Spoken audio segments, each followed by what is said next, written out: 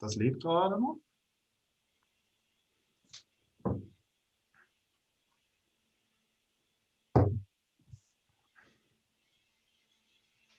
Und ich glaube, wir sind live. Und ich glaube, wir sind live. Und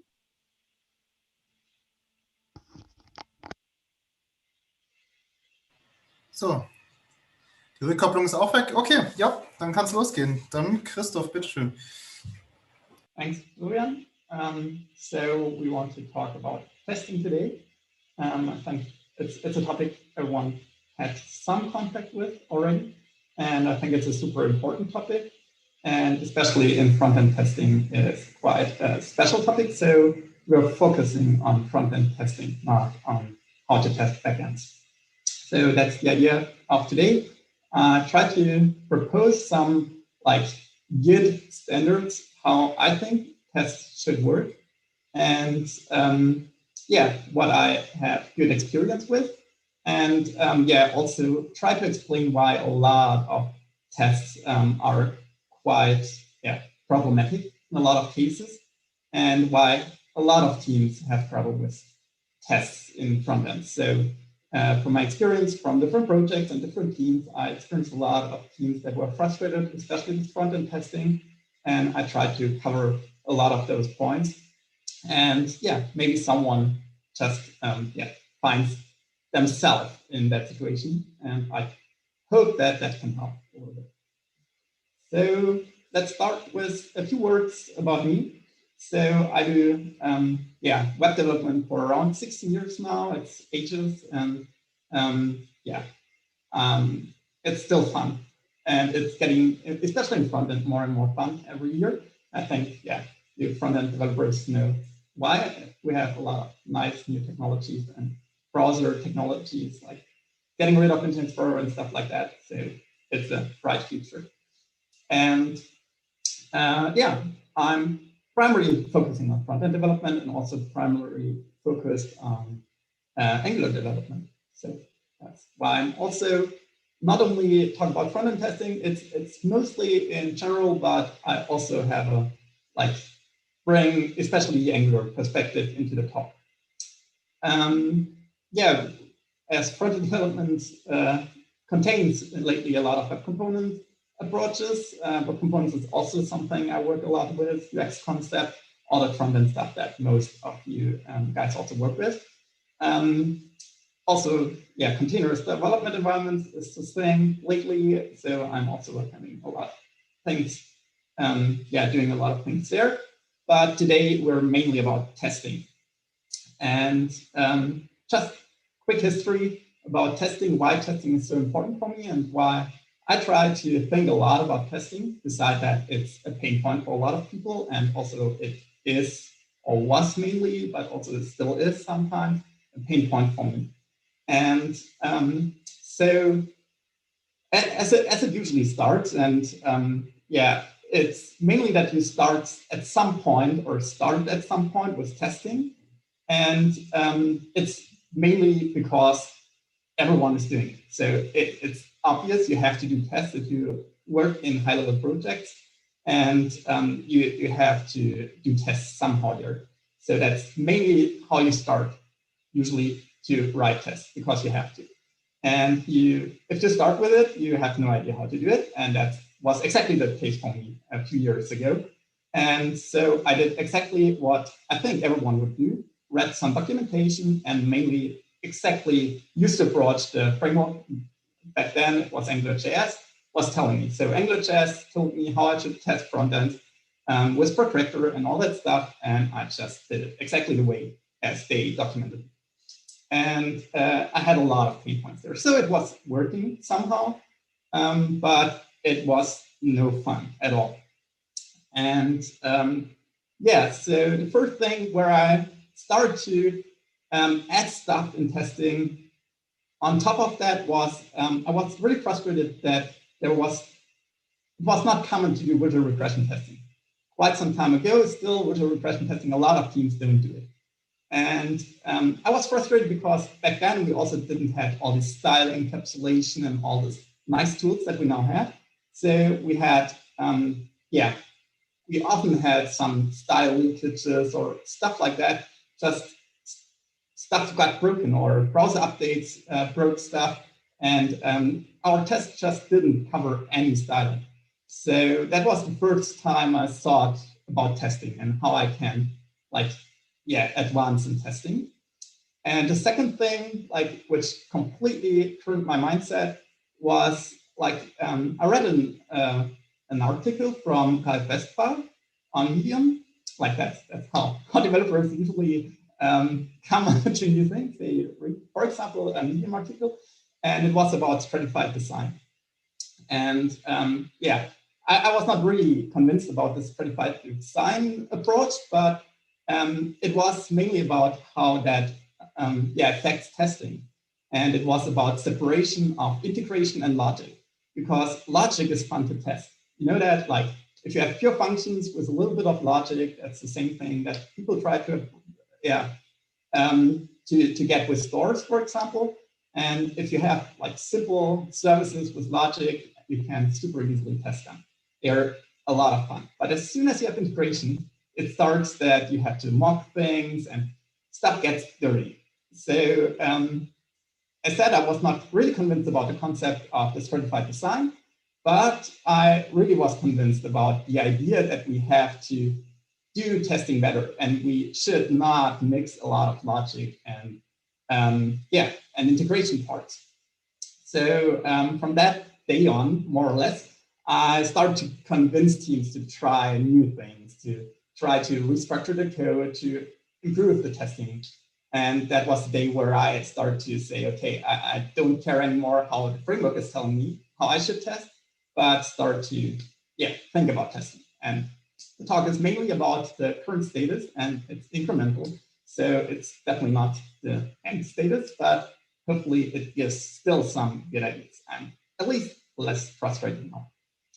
So let's start with the topic itself. About testing. So I would like to start with, because everyone has an idea about testing, every one of us wrote tests already, and everyone has its own reasons and pain points.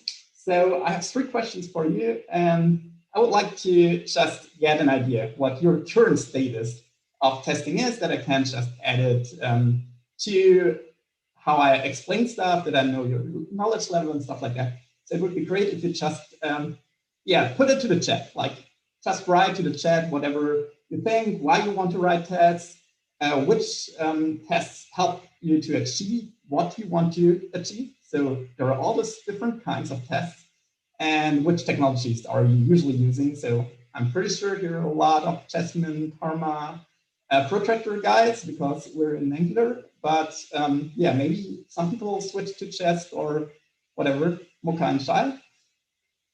So please, if you have any ideas, just write in 1 or 2 minutes a few things that your pain points and stuff like that. If anyone wants to write something.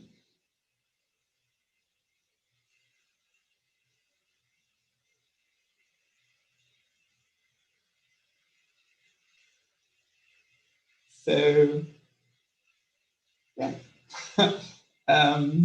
just a lot of just lately. Cypress also very common lately. And I wonder that a lot of people switch away from Jasmine and Karma still for Angular developers and switch to Jest. That's unit and component tests. Integration tests. Oh, that's also good. Integration tests with Cypress.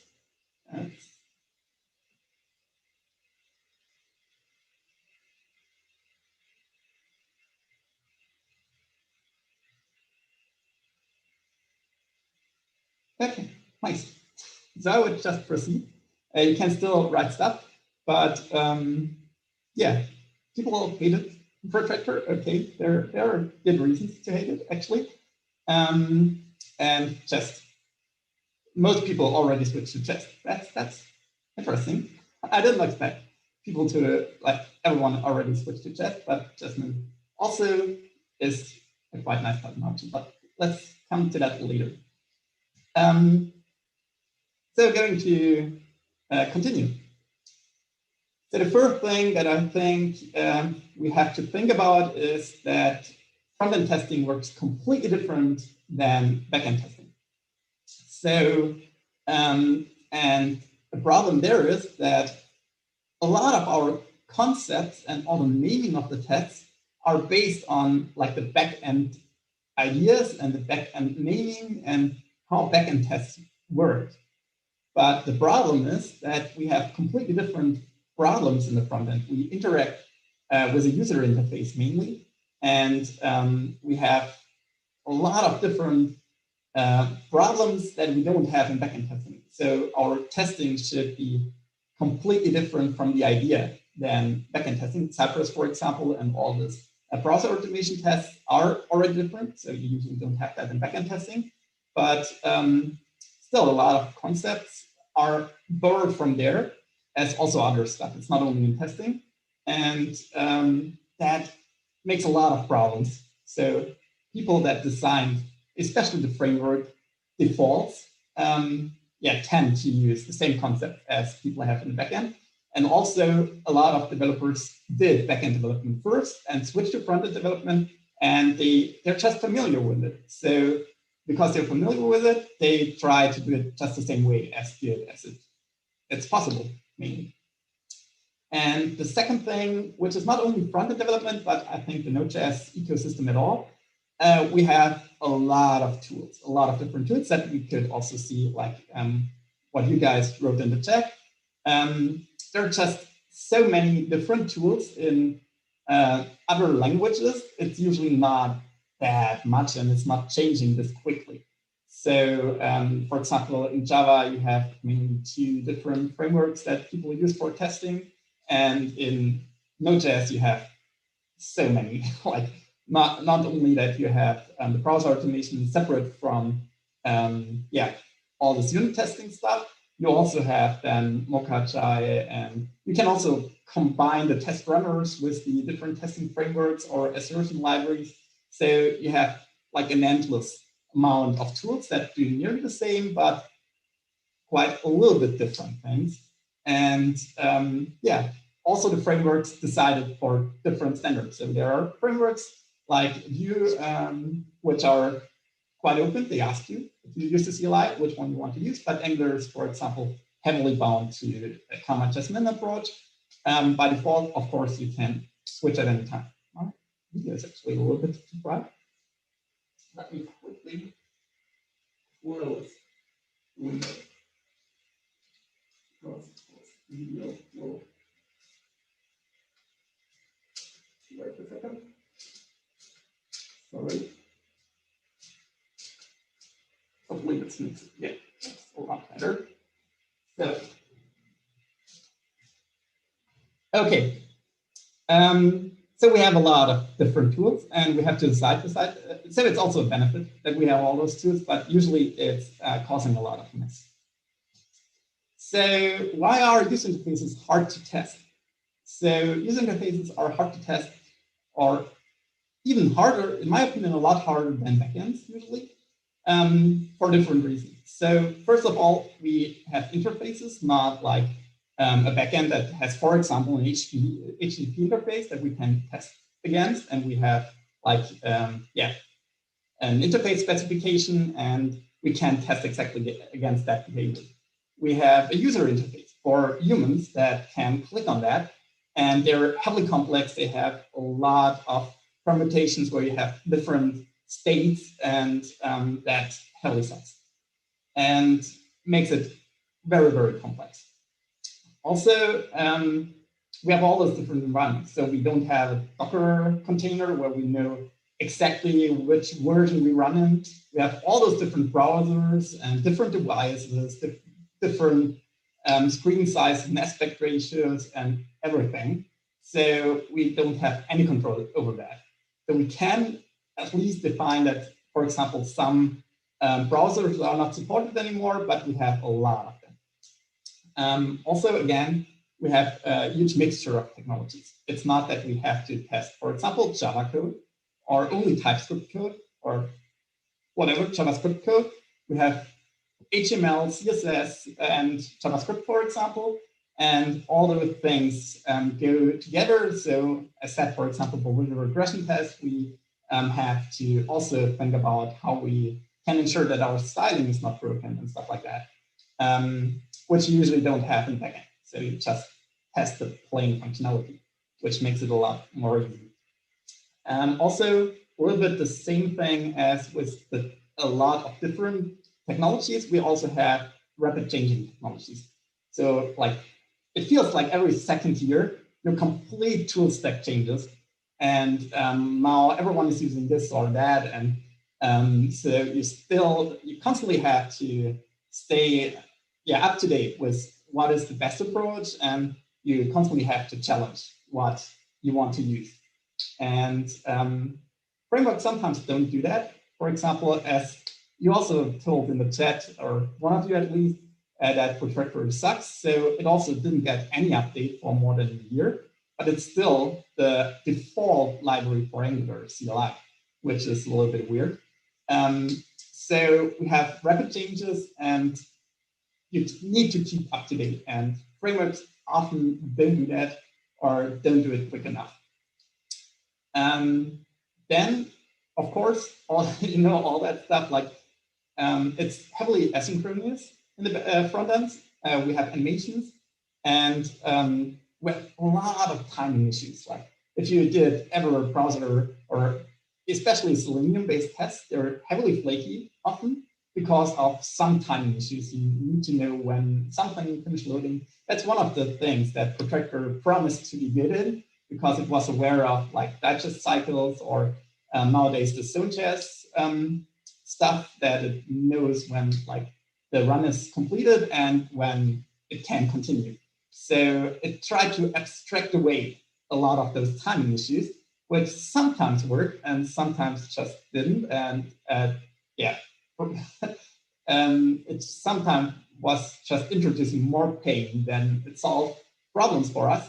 So timing in general is often a huge problem. And now, of course, you can also, and you do, hopefully, develop backends asynchronous, but it's still a lot more simple. You don't have it, because you don't have user interactions. It's usually not as in the front end that you have a lot of those conditions where stuff is changing constantly. The user can click the button again. And usually in the backend, you mainly have an asynchronous read to a file, or an asynchronous HTTP request, or whatever.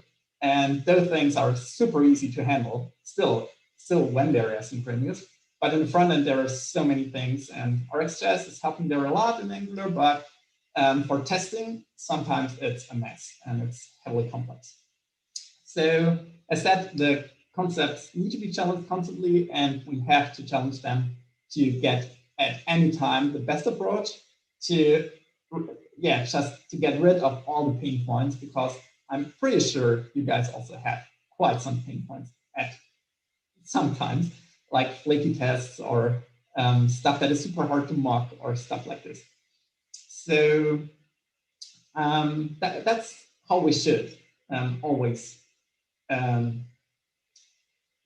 try to improve, instead of like Java, where I think the concepts didn't change for years. They use JUnit mainly and test the same way with the same testing approaches.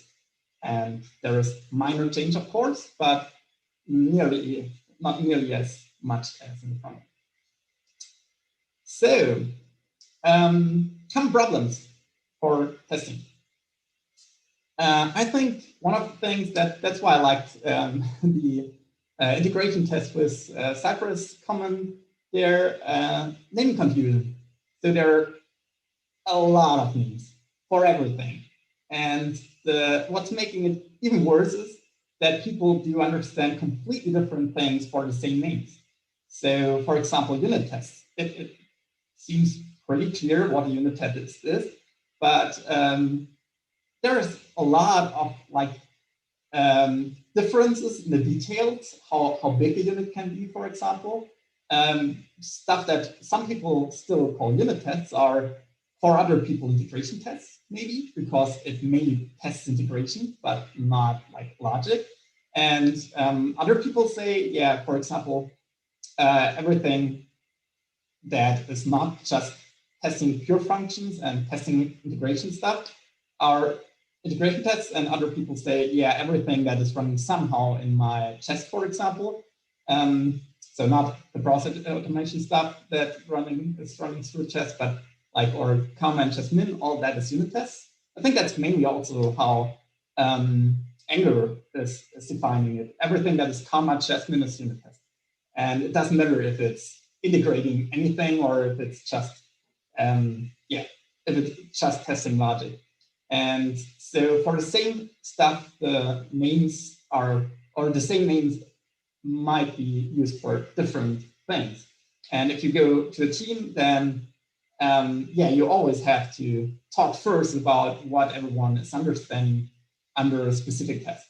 Of course, there are some things that are obvious, but also, most of the things are in the end, even if they, in the beginning feel to be obvious, but then if you discuss it in the detail with a team, usually they have different opinions on how stuff should be named. The second thing is redundancy. So that's mainly, there is a lot of testing of components with comma and chessmin or with chest, or you want to test, however you prefer. For example, also if you do snapshot testing with chest, and then you do whatever end-to-end tests, if you want to call it like that, or integration tests in some way. I call it browser automation tests, this whole group, because it's obvious what it means. Like everything that is running through Cypress or Puppeteer, Playwright, or Selenium is a browser automation test in my wording mainly. So just to find that quickly. And if you test the component in comma chessmin or chest, and then again as a browser automation test, or maybe even multiple layers of browser automation tests, then you have a lot of redundancy and you feel like I exactly tested this before, and now I'm testing the same thing again, just another test layer. And that's happening a lot, so we should get rid of that. So if you feel ever that that happened, maybe it's a good idea to reduce and decide which test layer you want to really test that, where it's really worth it, and skip it in the other test layers and don't care about test coverage in those cases. Just define it like that and exclude it, in my opinion. Then one huge thing, I think the biggest problem that I saw so far for all the not browser automation tests is that people tend to test a lot of implementation details. And I think that's mainly a problem also of the frameworks, because all those frameworks tell you, we have dependency injection. You can easily mock stuff, and the testing frameworks say, we have all this mocking capabilities. So if you want to do that, you can mock this and here, and people use that, of course. But all this mocking is a lot of work. Usually, if you mock, sometimes you have to mock. But if you write a lot of mocks, it's quite probable that you test a lot of implementation details, because you cannot write it in a black box way. You have to exactly know how how it's using something else. So you can re-implement, of course, an interface sometimes, but in a lot of cases, you don't re-implement the whole thing. And also, for example, you have to exactly know if you, for example, change document location. You can use document location assign or document location href. And if you mock it, usually you don't mock everything, every way you can change it. So people tend to then just do a just spy on document location assign. And you can do that, but then if someone is changing how that function is changing the location or this class, whatever, then the test might fail. And a lot of those things, if you start to mock, then the risk is high that you have to know how it's implemented. And if someone is refactoring it, your tests fail and you have work to adapt it on one side, and on the other side, you don't have this confidence that after refactoring it's still working because the test works, because you also adapted the test. So that's something that you don't want. As said, I think mocking as few as possible is a good idea. I know that there are different opinions on that, but in my opinion, my proposal is to reduce mocking as much as possible. And if you mock as late as possible. So don't do shallow testing or all those nice things that were introduced, because they tend to just don't give you a lot of confidence, and they tend to give you a lot of extra work for mocking and stuff like that. Then next thing is running tests against separate builds. So that's also something that Angular and all the frameworks usually, like, it's just so obvious that people do that. Because if you start just end-to-end tests with Protector, how it's configured inside of Angular, it's doing an internally an ng-serve and running against this ng-serve your tests, which is quite good for development. But in your pipeline, you should never do that. But a lot of teams do. So if you don't use the default approach, if you use, for example, Cypress, chances are good that you might run your tests against the build artifact that you later on actually use. But also there's next problem. Angular, for example, and also the other frameworks mainly have this concept of this environment configurations. So you do a build for your staging system and a separate build for your production system. And that's just not a good idea, because you want to run the tests against your staging system usually. There might also be like tests that run against your production system, but most end-to-end tests might usually run against your staging system or integration system, call it however you want to. And yeah, there you have the problem that you run your test against a completely different build artifact, then in the end you deliver to the user. And the idea is, yeah, it's somehow anyway the same thing. It's just like injecting a different environment configuration file. But it's just, so first of all, it's a waste of time to do multiple builds in the pipeline. But on the other side, it's also just not a good idea to test something different than you actually use in production. And yeah, another problem that I commonly see is no visual regression testing. So a lot of teams still skip visual regression testing. And I think it's a kind of test that is somehow super easy. So it's not a lot of work. It runs quite long. That's the only problem. It takes ages because it has to do all the screenshots, compare them, and so on. But like the effort for developers is super low, but it has super high confidence. So a lot of things you don't have to think in other test layers if you have visual regression tests. So it's testing your styling. It's testing, for example, that it's testing exactly the same way as the user would do. So you click somewhere and you have a new state, and the user would see it on the screen. And you do a screenshot and exactly test it the same way as the user would, or a manual tester, for example. And that gives you a lot of confidence that it's not only like showing the text that you expect, but it's showing it in the proper way and in the way you expect it. And it's making a lot of difference, so you don't have all these expectations. You can like test a whole set of expectations usually just with one screenshot, because you have multiple texts that you else would have to query, compare. You would have to define what text should be in which place and stuff like that. And with one visual regression test, it's just all the information is in one screenshot, which is super comfortable as a developer. So I think everyone should do it, but I see a lot of teams not doing it yet.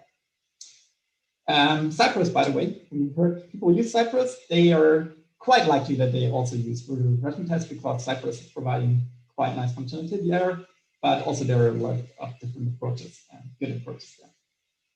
Okay, and yeah, multiple execution environments, I already told that before. We just have different browsers. It's getting better because we got rid of Internet Explorer lately, like nearly every team, hopefully, has not supported Internet Explorer anymore. So it's we get more control over it, but still there are a lot of different versions and stuff like that. It's just making it hard, and we can't test everything. you have to decide what stuff do we test, because they would run for ages if you want to test every combination. So next thing I want to talk about is goals of testing. So what I think, so I also asked already, why do you want to test? One thing that I read in the comments was because I want to sleep good at night. That's actually the case. I'm pretty sure I didn't break anything. And also, if you add functionality, you write new tests, you can be sure, okay, this change didn't affect anything else that I didn't want to affect. So that's giving a lot of confidence. And as said, as more you have to adapt tests because you tested implementation details and refactored later on something, this is like, yeah, giving you less confidence later on. And the next thing is that there are no security issues. That's mainly for example, for automated tests. So also if you test your logic, then you can already find security issues. But it's also like automated tests that do security scans, for example, for your dependencies and stuff like that. So this also helps, and also helps you to sleep good in the night. So it's a good idea to add them to your pipelines. And they're like not a lot of work. You don't have to maintain them, which is a good thing. So next thing is code quality. And if you write tests for your code, and it a little bit depends also how you write tests, but usually it's that not all testable code is good code. So you can write testable code that is still like not of good quality. But if you write really bad code, it's quite probable that it's not testable. So a lot of bad code it's just super hard to test. And so if you write a lot of tests, you at least get the idea how you might want to refactor something to make it not just testable, but also like better in code. You just think more about the structure of your code, and also sometimes tests just discover problems in your code. For example, also if you check the coverage and you see things that just might never happen, and you added extra conditions for something, but that could just, there's just no way you can test it because it's never happened in like this combination is just not possible and stuff like that, and you can get rid of it, which is quite nice. More goals. So you want your code maintainable and extensible. That's a little bit like the same thing as above. You want stuff to be easy to refactor and still feel good about it. Stuff like linters help you to keep a consistent code style, which is also a good idea, just to make it more readable for different developers. And also, that's one of the main arguments why people think, yeah, we need a lot of unit tests, because not only they run super quick, which is a good thing, but also they help you to narrow down exactly not just something broke. So, for example, if a visual regression test is just showing a white page, you have no clue where the problem comes from. So you have to dig in there like from the beginning. If you have like unit tests, you already have the idea in which area something broke. And yeah, the last thing I think, which is quite important, is documentation. So tests actually document how your functionality is meant. And for a lot of tests, for example, browser automation tests, integration tests, however you want to call it, your acceptance criteria of your stories might be exactly the same. So all of the acceptance criteria should be, in my opinion, reflected in the test, but your tests might cover more, or should usually cover more. And this is just documenting exactly as the acceptance criteria documented how you initially intended the stuff to work and why you intended to work it like that. And so that's something that tests can give you. So maybe there are additional like benefits that you guys know, but that are the main benefits that I see personally in testing. Let's talk about types of tests. So just a quick overview. So we have all the static tests like linters, security vulnerability scanners, which are, for example, Blackduck, and GitHub has also a scanner, and static code analyzers like SonarQube and stuff like that. So those are like no effort because you don't have to write the tests, and they give you value. So, but I think a lot of people already have that in place, and there actually the frameworks do a quite nice job for linters at least, and there are just nice tools. They're simple. We don't have to talk a lot about static tests. It's just nice to have them in it. Unit tests, as said, unit tests are there is a variety of what people think unit tests are. I personally see it as tests that test logic. They should test as few integration as possible. So it should mainly, like one unit test should mainly affect only one class or one function or one thing. And that one should, if possible, not call anything else, not call it, cause any side effects or something, if possible, as said. So there are edge cases where unit tests do that. But for that reason, also, I think components should never be unit tested, even if like all the frameworks give you the possibility and say, yeah, you can even do like comma Jasmine tests for your components. I don't think it's a good idea because components usually should not contain a lot of logic. But unit tests are there to test logic, to ensure that complex logic is working good. So if you write unit tests for components, there are two things that can happen. Either you're testing nothing that gives you additional confidence, but just a lot of work. So you mock a lot of things.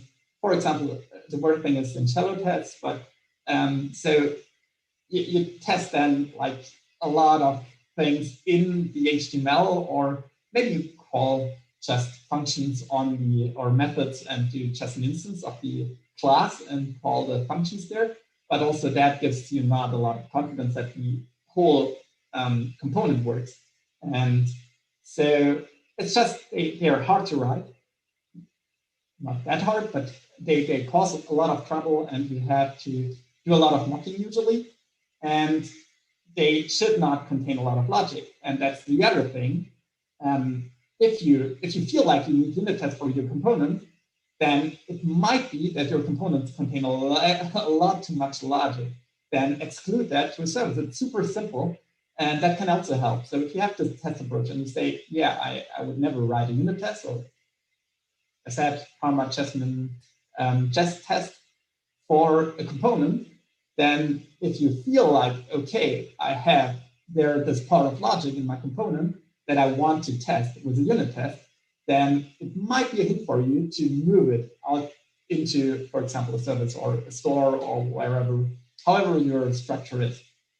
And if you do like all the frameworks like tell you, yeah, here are all those nice ways to test components, I think that's even the first test that Angular, if you do the testing documentation of Angular, if you open it, the first thing is unit tests for components.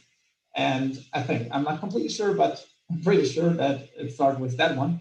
And yeah, it's just not a good idea, but the frameworks tell every developer that's starting with it that it's a good idea because they're proud of that it's even possible. But that doesn't mean that you really want to do that. Yeah, so it might be a good hint for you if you feel like you want to move it out. Functional tests. So I quickly have to explain that. I think most of you would call it integration tests. But since I experienced a lot of confusion about the term integration test, because a lot of people, as said, would still think about this just mean kind of tests that don't work on the build-up effect, but like do a separate build, that can be an integration test. If you, for example, really just start the full application and do the whole module, if you test the whole module, then it is somehow an integration test. So this term is heavily confusing. Of course, if the team knows what you're talking about, if the team talked about, okay, that's an integration test for us, then it's fine. But I personally feel that functional test is a good name for the first layer of browser automation tests. And browser automation tests, as said, is everything that runs through, for example, Cypress, where you just have a browser that works with the page and the build artifact as in the same way as a user would do, like clicking to elements and checking the results. And I see functional tests in the wording like tests that really try to test the functionality, and they don't test like how it interacts with the backend. So what I would do usually there is I would provide a mock backend that is super fast. And that way it can run super quick and you have complete control over the way the backend interacts with your application, with your frontend. So in that case, you can slow down requests, for example, if you want to check a loading spinner, or you can you can have a lot of different like variations. What can happen? You can trigger any error that you want to trigger and stuff like that. So it's super easy if you have a mock backend there, and it helps also for development in a lot of cases. But for testing, it's just perfect to have a mock backend there. And so in my definition of the wording functional tests, it's running against a build artifact with a real browser, and it's running against mock backend, so it's not testing the backend or like end-to-end. That's what's separating it from end-to-end tests. It's not running the whole thing, but only the front end and something mock at the end. That way, as said, you have a lot of control and they are fast. And you can test like all the components in there. So I think that's the main way how components should be tested. And the biggest problem that I have with functional tests is that it's quite hard to get test coverage reports from a production build artifact and running like browser-based tests against it and then have proper coverage reports. So it's somehow possible, but it's super hard to approach, and there are no ready-made solutions, like no framework. It's just providing that functionality. Actually, Cypress has some functionality in that direction, but also, as far as I know, it's not simply working with like your production build-up, because you have to run Istanbul over it upfront to have this additional metadata and stuff like that. So you always need additional work. Correct me if I'm wrong. I'm not using Cypress that much, but it has some functionality, but it's also not working out of the box as far as I know. Next level would be visual regression tests. They're quite the same thing as functional tests, just they don't have any assertions like testing if some text appeared or something. The status, they don't interact with the DOM. They just do a screenshot and compare the screenshot. In my opinion, also visual regression tests should always be like 100%. So there are some teams that say, if it's 98%, it's still fine, but like this 2% of difference in a screenshot can make a huge difference. It can just, like a complete line can be hidden that shouldn't be hidden or whatever. So I would say do 100%. And if you have something you're not in control of, for example, if you have a Google Map, integrated in your page, then you should just exclude that part that you don't have control of in your visual regression test, but stay still for everything else at 100%. The next thing is performance regression tests that a lot of people do. That's just, for example, Lighthouse or something like that. Also, same as static tests. I think we don't have to talk about that because it's quite simple. It's not a lot of effort. It's usually not the pain point. Also explained already end-to-end tests. So end-to-end tests are, as said, the same thing as functional tests, but they do the whole thing, like really to the end, from one end to the other end. And one end is the user, and the other end might be a third-party API. And you should, in my opinion, not write a lot of end-to-end tests. So functional tests, as said, do all these corner cases and ensure that your front end is really doing what it should do in all those cases that you expect. And the end-to-end test should just ensure that like all the other systems that come behind you also work somehow. So go through the happy paths, like the common user flows, and don't do too many end-to-end tests. Also, because usually it's often hard that you can ensure some like state of the application. So you cannot be sure that your like staging system where you run your end-to-end tests against is refreshed with a special state every time you run the test. So usually you have to design your tests in a way that they're flexible, that you just add a new element and then check if that element is present and stuff like that. And so a lot of cases just can't be tested with end-to-end tests. So it should mainly test, ensure that everything plays nice together, but not any edge cases. Also, another reason for that is that they tend to be a lot slower than your mock backend, of course, because there's really database access and stuff like that behind it. So usually those third-party backends, I'm pretty sure a lot of you guys also have the experience that you get this third-party backends that you call and they're super slow, and if you have to wait for them in your test, that might increase the test duration a lot.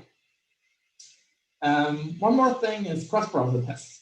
So your functional tests and end-to-end tests, like every browser automation test, can run in multiple browsers. Instead, we have different environments, and not even only different browsers, but also the same browsers on different devices and different operating systems. So a Chrome on Safari, a Chrome on iPhone, or on Android, on Mac, or a Windows PC, whatever.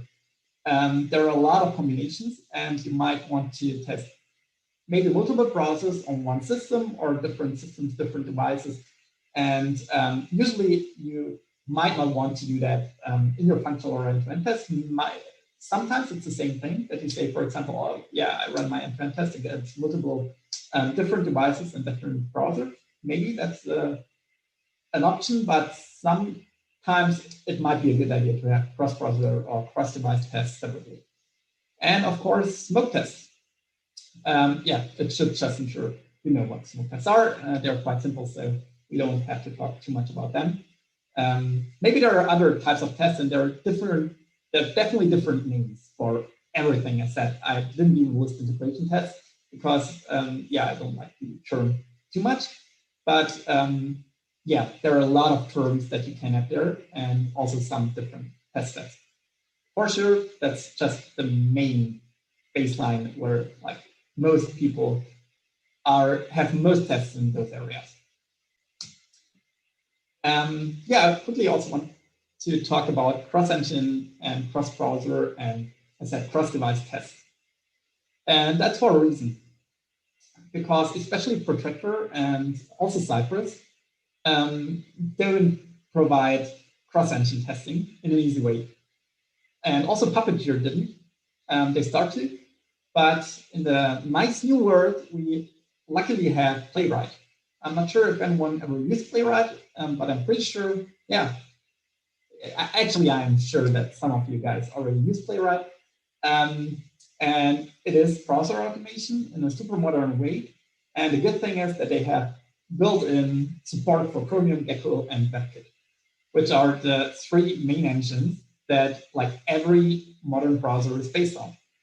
And cross-engine tests help already a lot. So even if you don't test different devices, you don't test different operating systems and not different browsers, you get a lot of the problems of the different environments already if you do cross-engine testing, because Chrome or Chromium works mainly the same as a Chromium-based Edge now, or for example, Opera. They work just so close to each other, and it's really rare that it works somehow in Opera, but not in a Chromium-based Edge.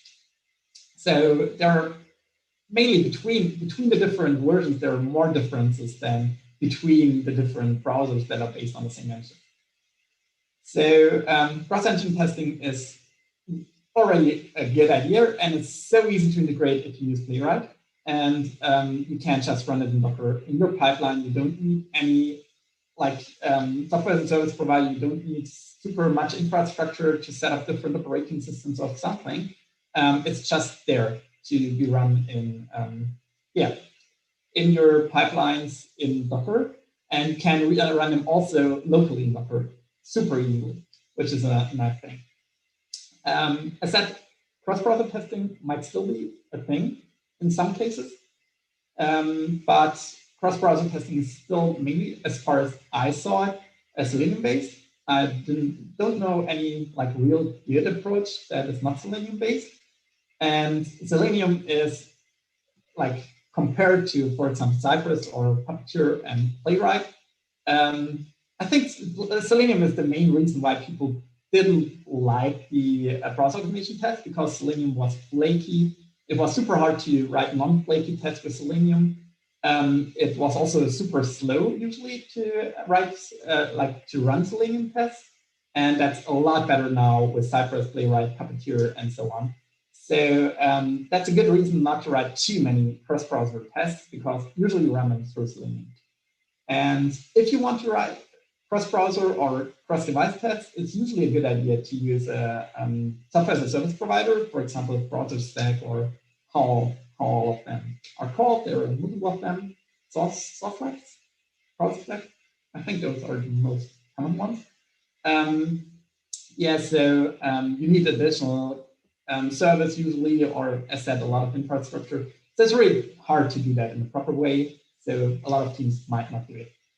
And I think also a lot of teams don't have to do it. So there is really effort against value that should be challenged. I think for some cases, it's worth it, but in a lot of cases, it just isn't. That's mainly the thing. And the idea is, so from what I learned from all this thinking about this stuff, is that I personally would suggest to use Playwright, because it gives you the cross-engine testing for free in a really nice way. It has a nice API. They're super fast and super reliable. I think the only tool that is an option beside Playwright is if you use Cypress. Cypress is also super common lately, but I think still Playwright has a lot of advantages.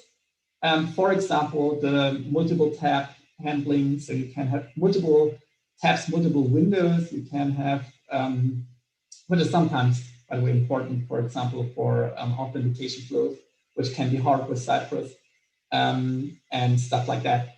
And the other thing is, as I said, no cross-engine testing with Cypress, which I don't really like. Let's talk about one more thing, common technologies, just to bring a few of them, list a few of them. And as I said, there are so many, I can't list all of them. So I'm pretty sure you could extend that list infinitely.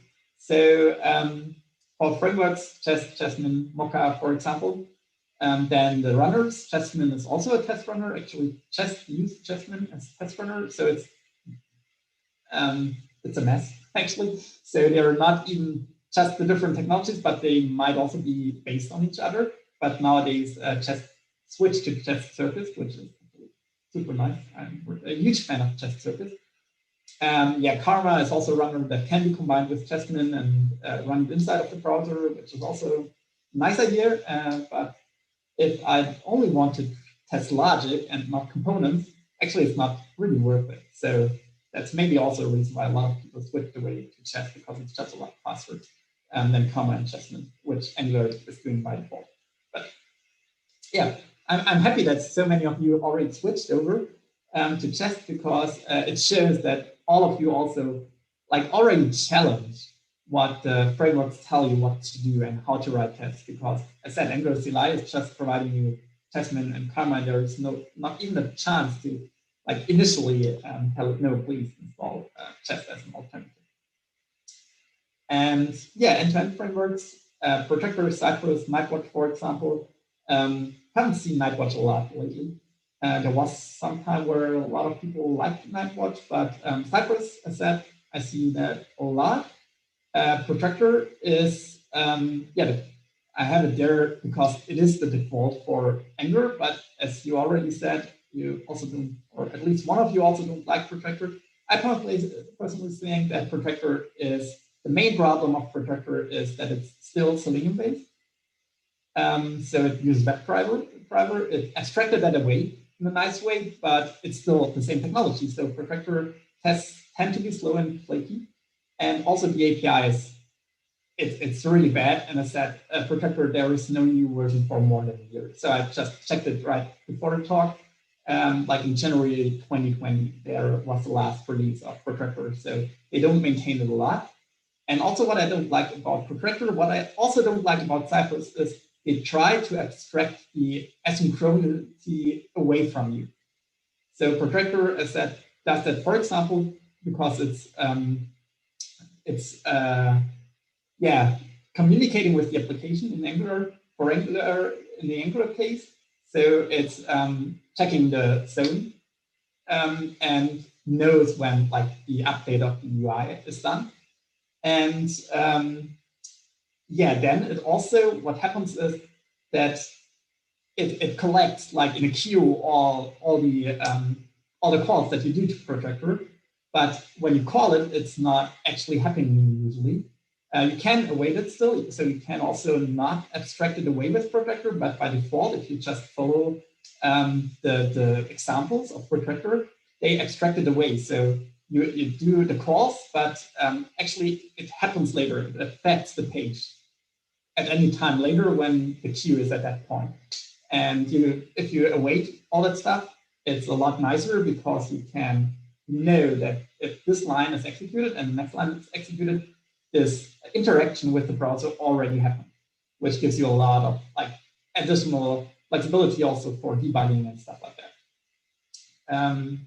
For example, if you set a breakpoint there in Protractor and you don't await all that stuff, then it breaks, like the breakpoint is before it interacted with the browser, because it breaks already when it's collecting all what it should interact. Cypress is, by the way, doing the same thing.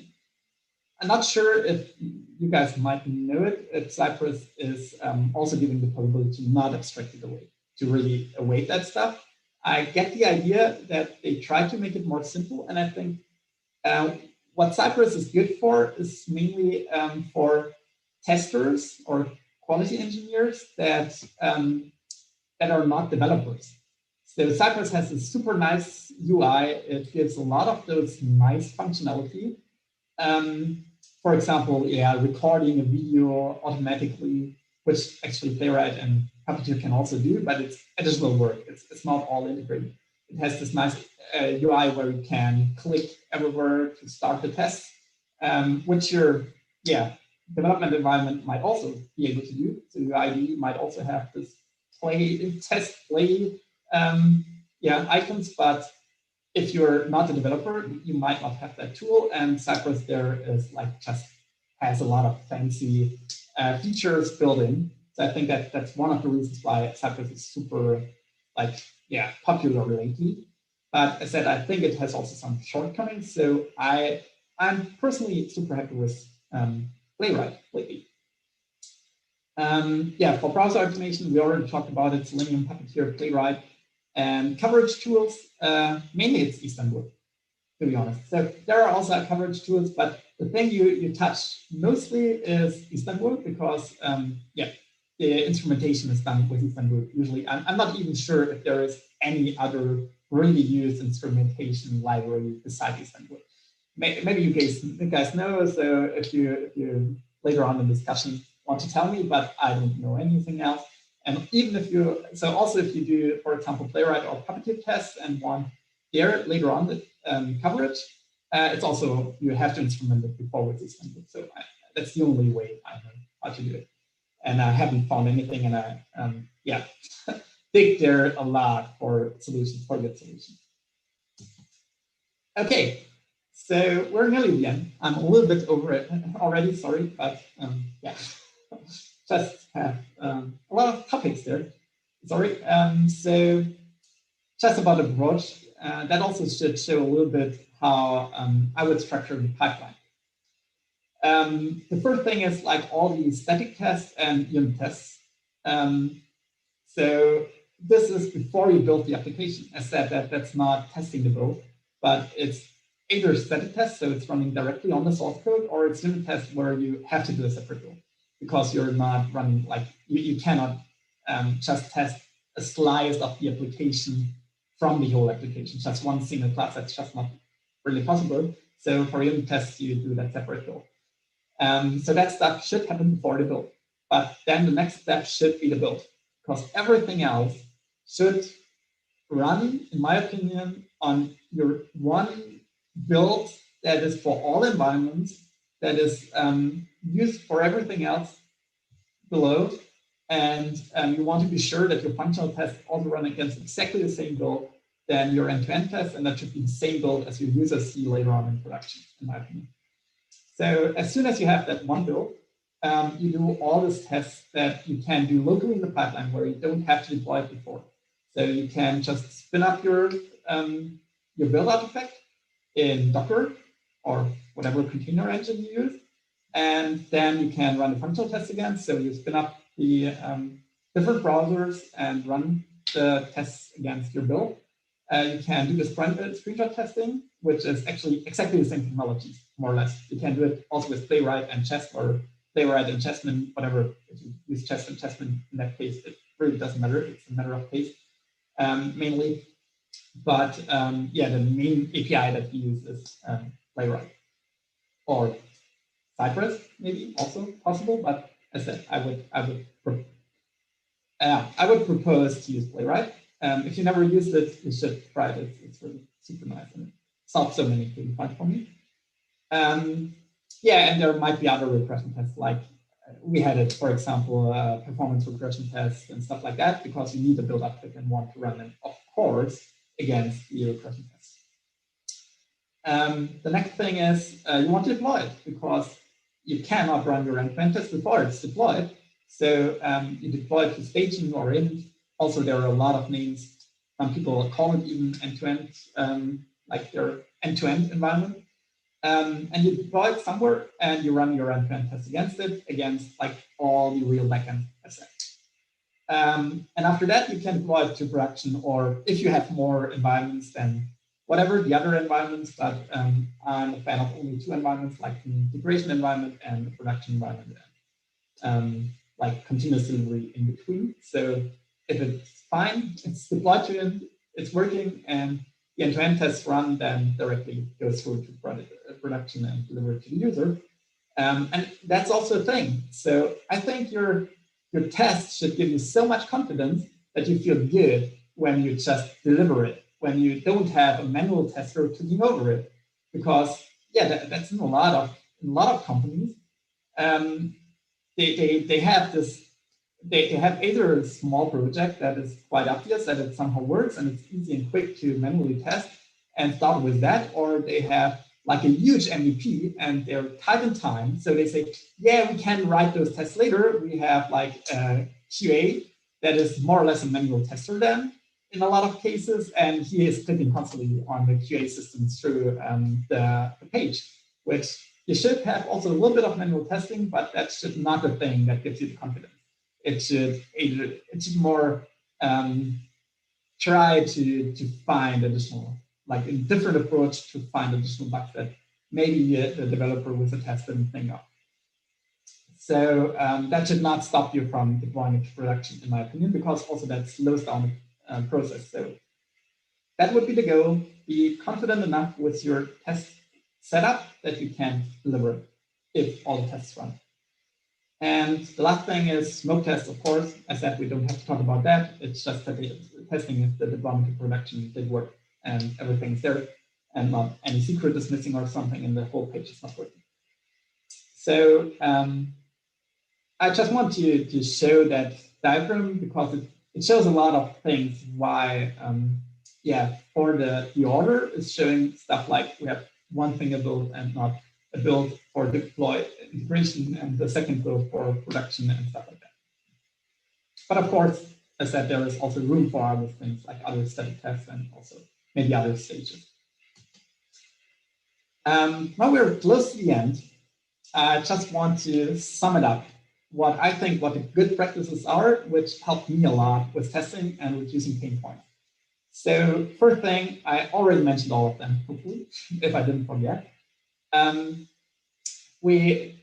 think we should stop completely writing unit tests, or how you ever want to call it. I'm calling it unit tests. I'm as defined. It's tests, for example, like the karma adjustment tests that you find in the Angular documentation for components. Never write them.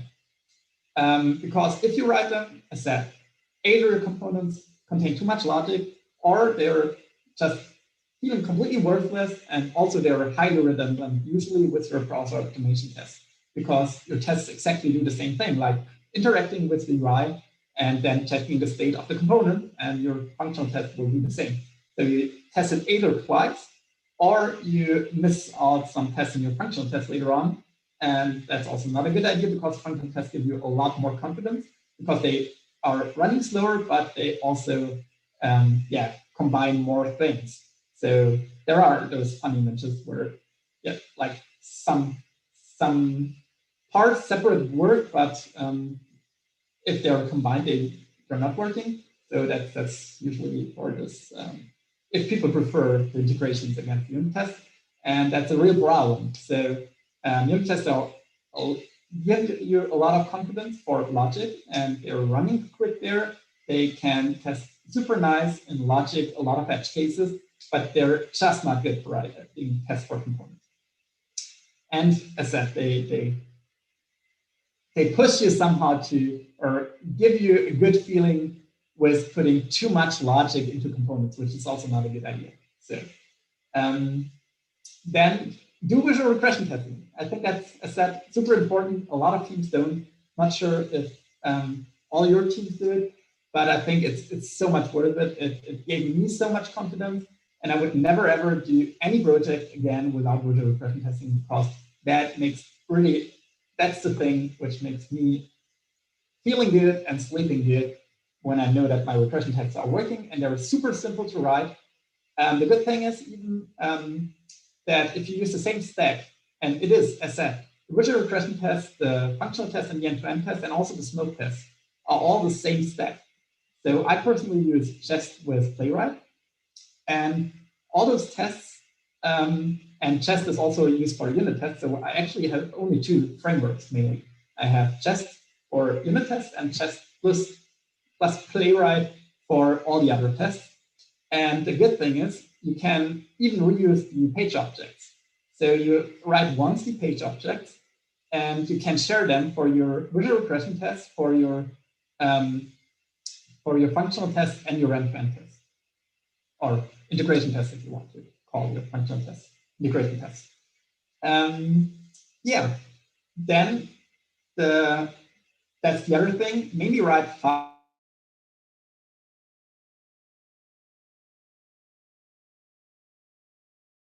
because they're neither reliable nor fast.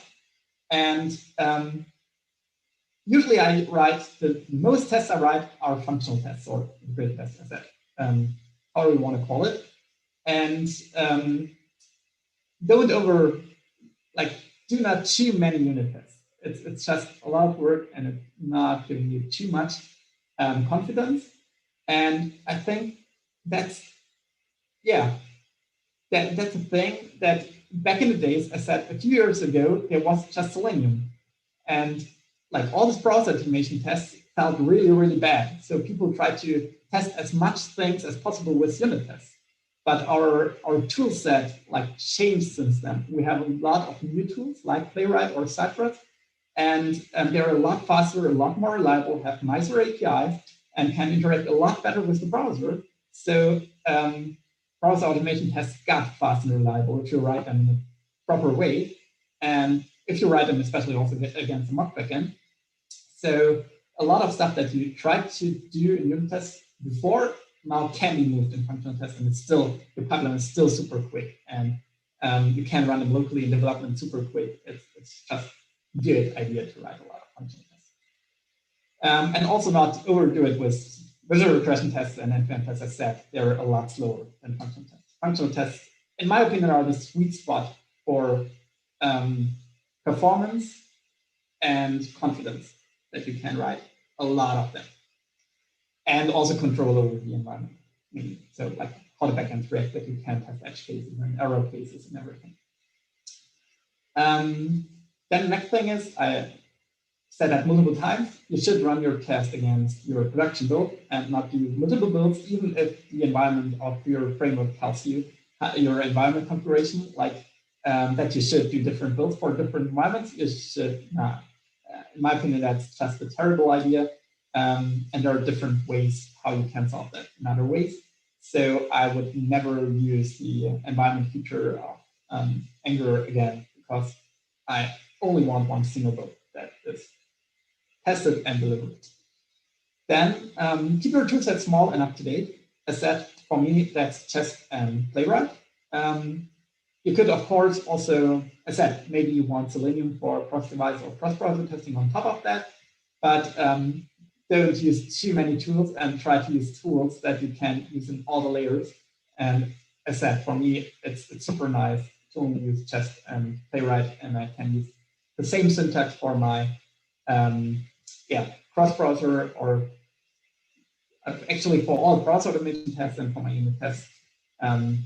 Super happy with that, and up to date. As I said, Playwright is, I think, the most up to date tool, and I think it feels also like that. A lot of problems are solved. So, and the API is just perfect. And yeah, I also said the last point before, mock as late as possible. So all this shallow testing and all this mocking, it's a lot of work. It is not getting a lot of confidence, and it's increasing a lot the probability that you're not testing it in a black box way, but that you test implementation details or know about the implementation details. And there are also a lot of these weird tests where you really adapt your mocks exactly that it matches what you later on want to test, and you read your code and write down the mock, and it's just exactly adapted to what your code expects, and it's just not worth a lot. So that's also if you do the mainly write functional tests approach, as soon as you're in browser automation, it's mainly all black box tests. So all those belong also to black box testing, because you don't need to know how the application is written. You can completely rewrite the application as long as your page objects are still matching the correct elements. Your tests should still work exactly the same, even if you completely switch the framework. And that's exactly what you want. You don't want to know anything about the implementation, and still, because you don't have to adapt the tests for it then. So that's it. Any questions? So there was already a question there while the talk. The good thing is the deprecator will be replaced somehow. The projector is deprecated? I didn't know that, but it's still in Angular 12 default. So any other questions? Oh, Logan is actually raising his hand. Is that for long already? Sorry, please slide. Logan? I just applauded. I meant to do this, but I think Tobias was raising his hand. Oh, okay. I didn't see it while the talk, but yes. Now. First, thank you for the great talk. I think we share many opinions. I don't know Playwright that good, I must say. But what I know pretty good is Cypress. And I think it has many of these features and possibilities, and also is supporting Firefox, just to get that into the right light. And as there are still problems with Safari and Internet Explorer, it's dead, so who cares? But many of the other things I really agree to.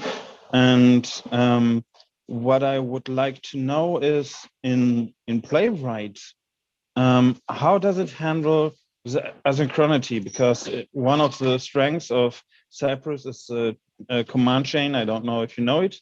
And it's mainly focusing on the appearance of elements rather than time or anything, or it can wait for some XHRs to happen before it proceeds with the test.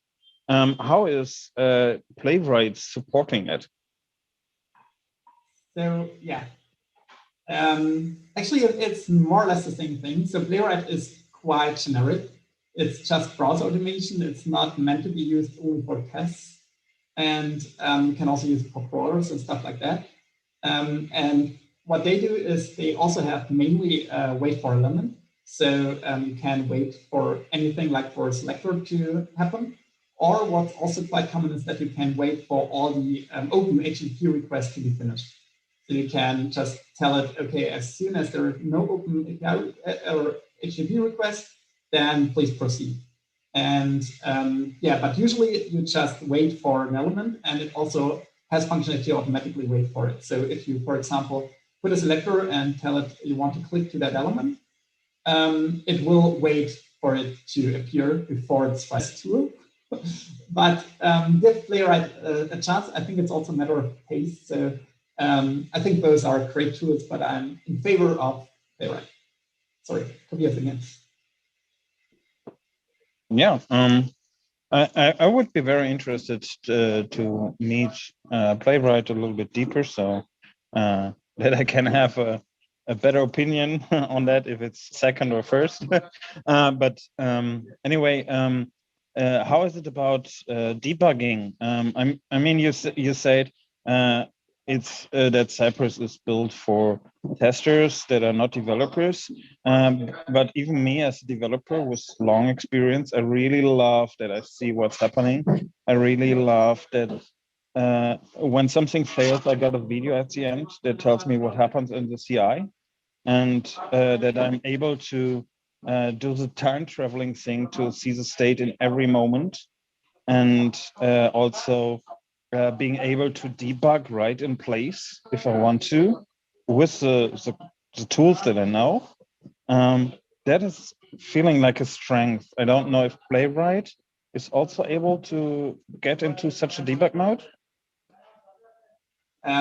So Playwright has not that much of the tooling that Cypress has. And sorry, I didn't want to say that Cypress is only for those testers. I think the main reason why it's that popular is mainly because of those testers. And before Puppeteer and Playwright were there, Cypress was the best framework, actually. And Playwright is still pretty new. But it also is for developers, if that came. Yeah, just that was not what I meant. But yeah, I think the tooling around Cypress is nice. So as you said, the time travel, that you get all the video what went wrong. For Playwright, what you can do is, of course, you can set breakpoints as you want to in your application directly if you want to. And you can just directly run the browser. So you don't have to run it headless. You can run the browser and watch it while it's clicking through your page. So usually that, and on top, if you use breakpoints there, it's super easy to yeah, hunt down any bug. So I never had any problem there. But yeah, there's not that much tooling around it. Yeah, I mean, it can come, right? Yeah, thank you. That answered my questions, and I look forward to having more exchange with you in the future.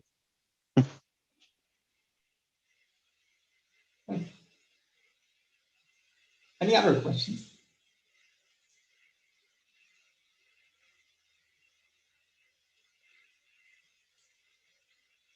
Yeah, Alex? Yeah, I would like to know about visual regression testing a bit more. Like, maybe you can even share some code or share some more details on that. Yeah, I can share details. I cannot share code at the moment because on this machine I don't have code available. That's exclusively now for like the setup is now especially for the presentation. But if you're interested in code, we can do maybe something like a small workshop, like as a separate meeting on another day. But I can of course share some some information like now already. So mainly, yeah, all the tools, but also Playwright have the functionality to do a screenshot of the current status. So what visual regression tests usually do is they do a screenshot, you save them as pictures. So that's similar to what snapshot tests in chess do, that they do a snapshot of like the HTML, like the DOM status.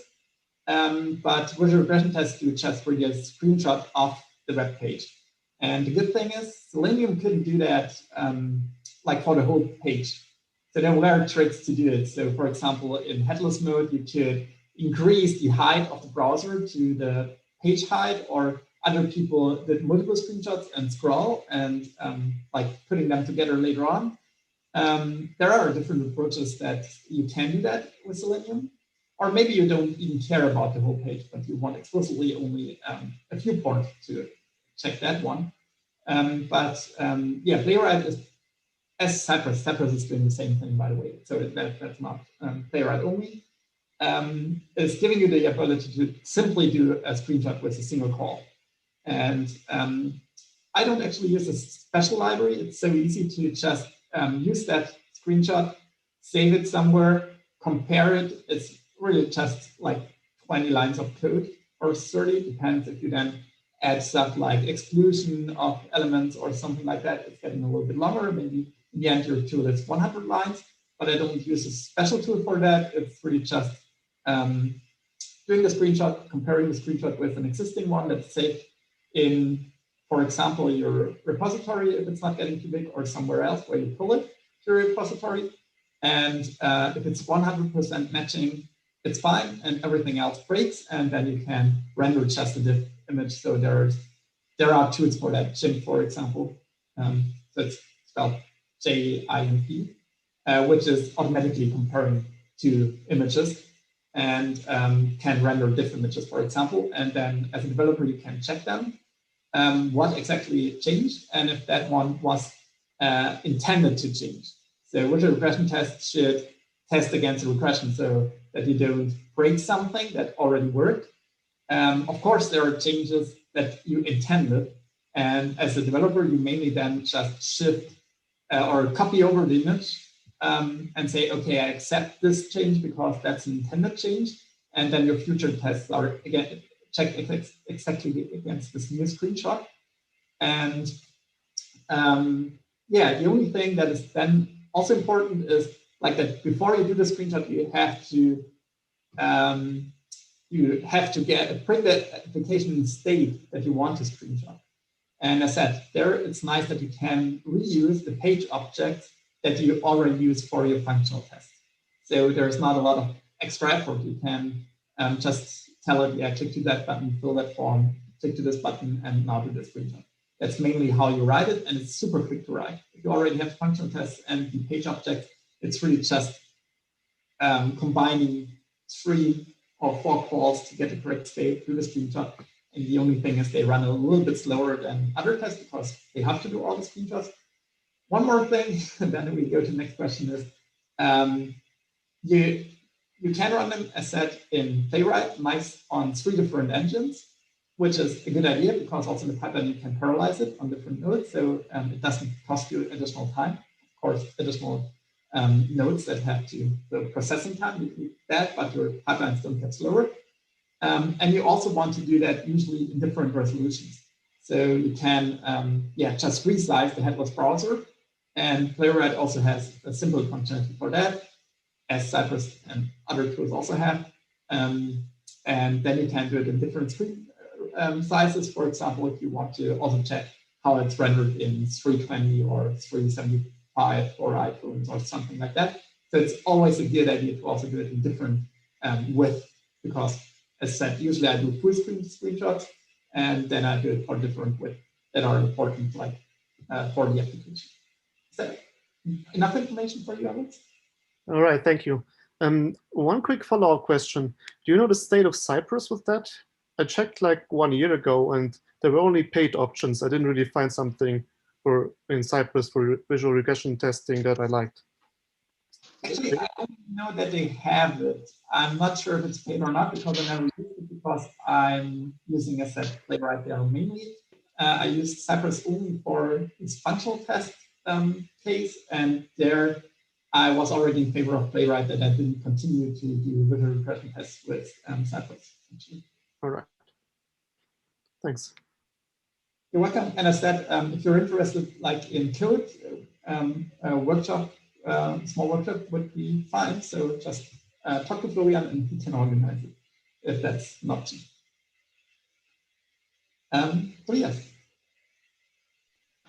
Yeah, I just wanted to give a hint because on the 14th in our Cypress user group, we have a talk about visual regression testing.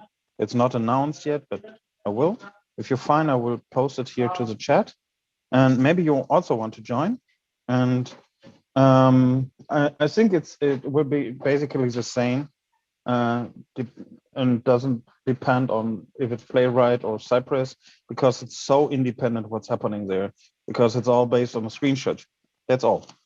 And I think it's also very easy in Cypress. With one line of code, you usually have it done.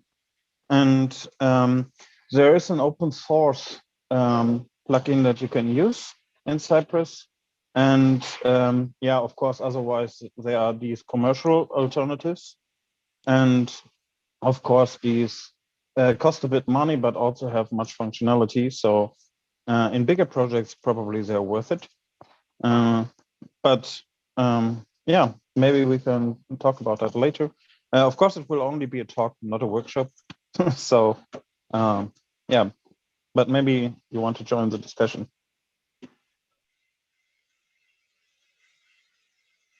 Thanks. And I think it's always important to run those visual regression tests in a Dockerized environment because fonts of operating system can change and so on and so on. And most CI pipelines are on Linux or Ubuntu or something. And I personally work on Mac OS and the fonts are different and the resolutions and so on.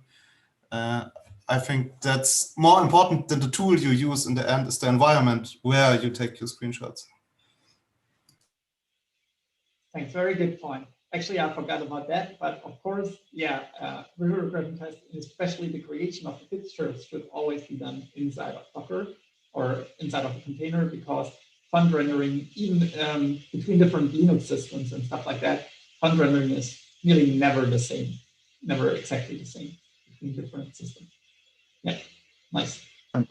One question I think you had in your slides, I'm not 100% sure, VRT or something, because there's a project that's called VRT and it's mocking some of these commercial tools like AppleTools or something, or it's an open source variant of such a visual regression. I don't know how to call it, dashboard or platform. So on the slide, I just used VRT for visual regression tests. So it's just the abbreviation for visual regression tests, not for a specific tool.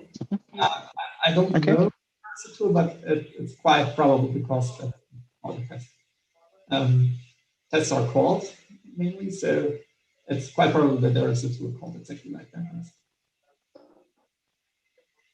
But it was not the intention of me to reference that tool. It was really just for the whole group of tests.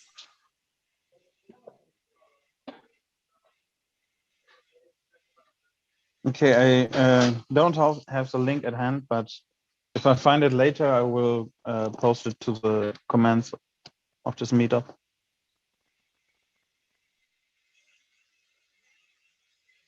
Thanks. So I think we're through with the questions. So should we go to general discussion and end the talk?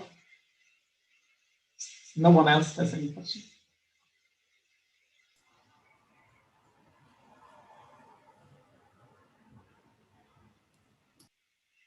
Yeah. So Florian, you can continue.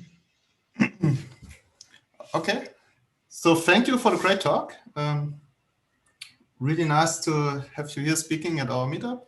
And I think we will now close the live streaming and go on to the more relaxed part of the meetup. So the last words in the stream are for you. If you want to say. Thanks for your patience. Also, if it took a little bit longer than it was planned, but nice that you took the time, and thanks for your time to talk about testing. Thank you.